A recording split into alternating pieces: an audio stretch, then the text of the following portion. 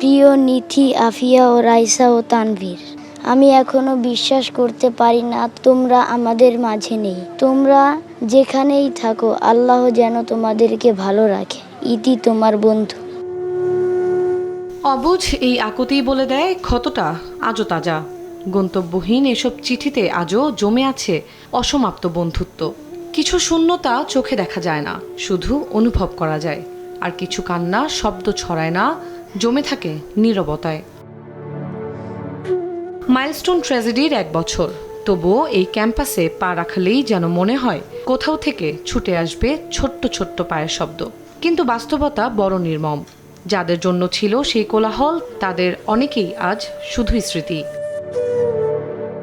সকালে দুর্ঘটনা কবলিত ভবনের সামনে সারিবদ্ধ হয়ে দাঁড়ান শিক্ষক, কর্মকর্তা আর কর্মচারীরা।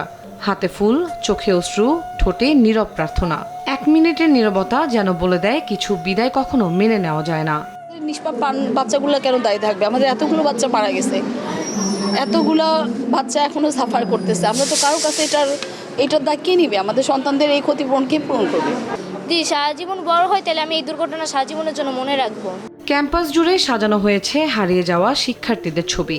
প্রতিটি ছবির দিকে তাকালেই মনে হয় এরা হয়তো ডাকলেই আবার ক্লাসে ফিরে আসবে।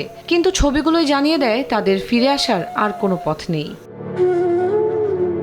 1 বছরেও শুকায়নি কোনো মায়ের চোখের জল, থামেনি কোনো বাবার অপেক্ষা। কোনো শিক্ষক ভুলতে পারেননি প্রিয় শিক্ষার্থীর শেষ হাসি। কোনো বন্ধু মেনে নিতে পারেনি খালি হয়ে যাওয়া পাশের বেঞ্চটি।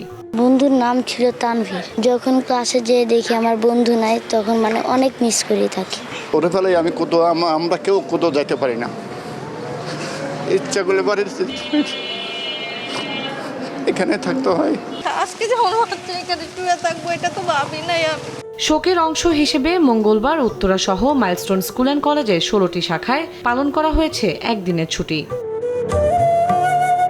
1 বছর পেরিয়ে গেছে, সময় এগিয়েছে, জীবনও থেমে নেই।